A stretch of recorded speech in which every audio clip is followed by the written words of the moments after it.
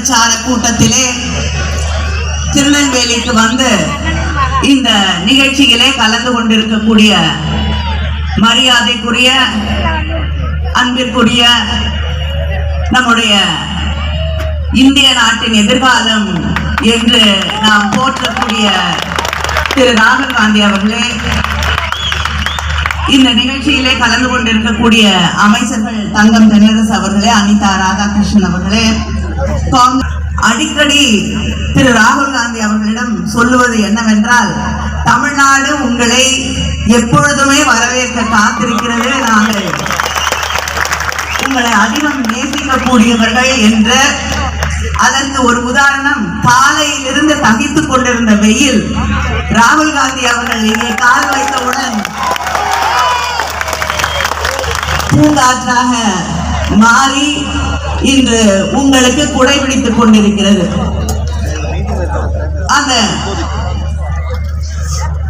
வரக்கூடிய தேர்தல் என்பது நாம் இந்த நாட்டை, இந்த ஜனநாயகத்தை, நம்முடைய மூதாதையர்கள், இந்த நாட்டின் தலைவர்கள் இந்த நாட்டை எப்படி காண வேண்டும் என்று கனவு கண்டார்களோ அந்த கனவை நாம் மீட்டெடுக்கக்கூடிய தேர்தல் என்பதை நாம் புரிந்து கொண்டு இந்த தேர்தலிலே வாக்களிக்க வேண்டும்.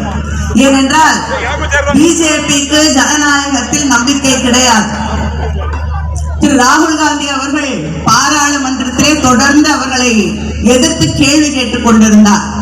அதானிகளை பற்றியும் அம்பானிகளுக்கும் அவர்கள் செய்து கொண்டிருந்த சேவைகளை எல்லாம் கேள்வியாக அங்கே பொழிந்தார் என்ற ஒரே காரணத்திற்காக அவரை நாடாளுமன்றத்திலிருந்து விலக்குவதற்கு அத்தனை வழிவகையும் செய்ததுதான் பிஜேபி.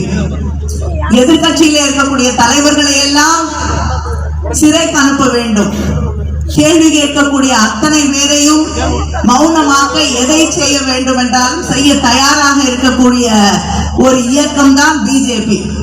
அதனால இந்த நாட்டிலே பேச்சுரிமையை காப்பாற்ற வேண்டும், சாதாரண சாமானிய மக்களுடைய உரிமையை காப்பாற்ற வேண்டும் என்றால் இந்த தேர்தலிலே இந்திய கூட்டணி வெற்றி பெற வேண்டும் என்பதை நாம் மனதில் நிறுத்திக் கொள்ள வேண்டும். நிறைய பேர் விமர்சனம் செய்து கொண்டிருக்கிறார்கள். காங்கிரசும் திராவிட முன்னேற்ற கழகமும் தொடர்ந்து இணைந்தே இருப்பது அவர்களுக்கு ஏற்றுக்கொள்ள முடியாததாக, பார்ப்பதற்கே கொஞ்சம் மனதுக்கு வருத்தம் தரக்கூடிய ஒன்றாக கூட இருக்கிறது. அவர்கள் புரிந்து கொள்ள வேண்டும், திராவிட இயக்கத்தின் அடிப்படை கொள்கைகளாக நாம் எதை நினைக்கிறோமோ, திராவிட இயக்கம் எல்லோருக்கும் வாய்ப்பு கொடுக்கக்கூடிய, இந்த சமூகத்தில் இருக்கக்கூடிய அத்தனை பேருக்கும் ஒரு நீதியை உருவாக்கக்கூடிய இயக்கமாக இருக்க வேண்டும் என்று, எல்லோரும் இருக்க வேண்டும் என்று நினைக்கக்கூடிய இயக்கம். அந்த இயக்கத்தின் அடிப்படை கொள்கைகளை இன்று நாம் காங்கிரஸ் உடைய தேர்தல் அறிக்கையிலே துல்லியமாக தெள்ள தெளிவாக பார்க்க முடிகிறது.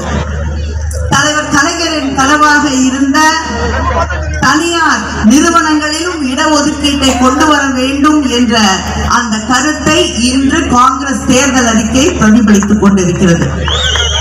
தொடர்ந்து இங்கே இருக்கக்கூடிய மக்களுடைய கணக்கெடுப்பை மட்டுமில்லை, ஜாதிவாரி கணக்கெடுப்பு எடுக்கப்பட வேண்டும் என்று நம்முடைய முதலமைச்சர் அவர்கள் தொடர்ந்து சொல்லிக் கொண்டிருக்கிறார்கள்.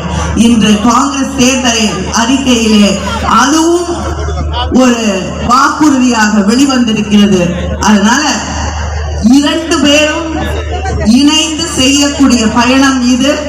அண்ணன் தளபதி அவர்கள் காணக்கூடிய கனவுகள், இந்த நாட்டை அவர் எப்படி பார்க்க விரும்புகிறார், தமிழ்நாட்டில் இருக்கக்கூடிய திராவிட மாடலின் தொடர்ச்சியாக இந்த நாட்டின் அரசமைப்பு இருக்க வேண்டும் என்ற நம்முடைய கனவுகளை எல்லாம் நிறைவேற்றக்கூடிய ஒரு தலைவர் நம்முடைய ராகுல் காந்தி அவர்கள். அவரை வருக வருக வருக என்று வரவேற்கிறேன். நன்றி, வணக்கம்.